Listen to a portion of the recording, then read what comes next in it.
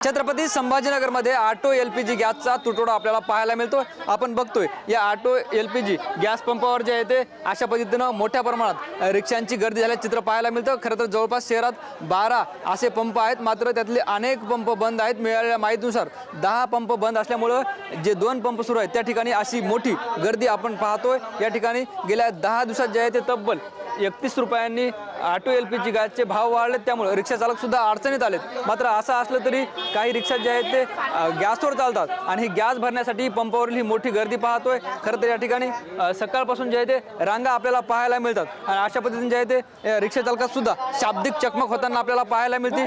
काय झाले, काय गर्दी झाली मोठी? काय नाही, ते मी लाईन मध्ये होतो, ते म्हणजे बाजू लाईन आले, मी लाईन मध्ये आलोय बाबा, आता ते माझ्या बंद करा हे करा। अरे असं असतं का? आता लाईन मध्ये आलोय ना, लाईन मध्ये आलं पाहिजे सगळे ना। मग मी लाईन मध्ये पण उदयनगर बाजूमध्ये लाईन मध्ये नाही। मग आता काय म्हणा त्याला, मला सांगा। आता मी त्याला म्हणलं बाबा बंद कर, मी माग घेतो गाडी, तू टाक। पहिलंच गॅस भेटत नाही रिक्षाला, 1-2 पंप सुरू तिथं अशा भानगडी पुढे काय म्हणतच नाही ना, कारण मनात काही प्रश्न नाही ना, कारण टाक गाडी घ्यायला जागा नाही, पुढे घेतली अशी तर ही टाकतात, म्हणलं तू टाका, आम्ही कुठे काय म्हणत नाही। बरं, काय नाव आहे तुमचं? तुम्ही सुद्धा या ठिकाणी आले, तर काय परिस्थिती आहे? प्रवीण विभूते नाव आहे माझ्यावालं। संभाजीनगर शहरामध्ये खूप गॅस टंचाई झालेली आहे साहेब। महायुक्तालय साहेब पहा जरा, आमच्याकडं गरीबाकडं भाडेवाढ झालेले 96 रुपये लिटर गॅस झालेला आहे। इथं काय करावं आम्ही? अख्ख्या संभाजीनगर शहरामध्ये गॅस कुठेही नाही आहे, कुठेही फक्त शेवणेल इथेच आहे 2 ठिकाणी। बाकी आम्ही काय करणार आहे याच्यानंतर? नाही, गॅस अवेलेबल करा ना, गॅस अवेलेबल करा, सरकारला सांगा काही ना काहीतरी तोडगा काढा, दुसरं करा। आपण दुसऱ्या देशावर अवलंबून राहणार नाही, असं काहीतरी करा। आपल्या भारतामध्ये करा काहीतरी तयारी, दुसऱ्या देशावर कधीच अवलंबून राहायला नाही पाहिजे। इकडून नवीन सिस्टीम काढा काही ना काहीतरी। कितीक दिवस दुसऱ्या देशावर आपण राहावं? भाडेवाढ झालेली आहे, भाडे कोणी देत नाही। गॅसचे भाव 96 रुपये झालेले, भाडे कोणी देत नाही। 20-20 रुपये 10-10 रुपये सीट म्हणते, भाडे कोणीच वाढून देत नाही। भाववाढ होऊ शकते का?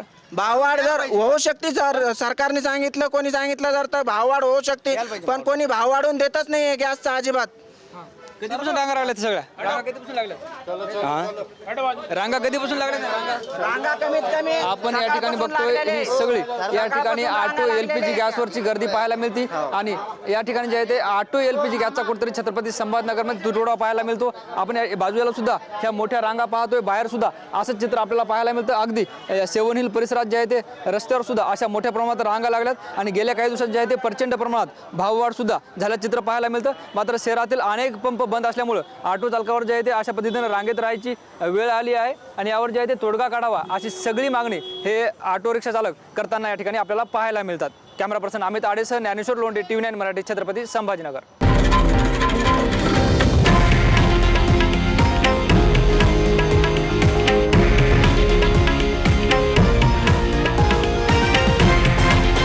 हे आहे देशातील नंबर 1 न्यूज नेटवर्क आणि आपण पाहत आहात TV9 मराठी, एकमेव।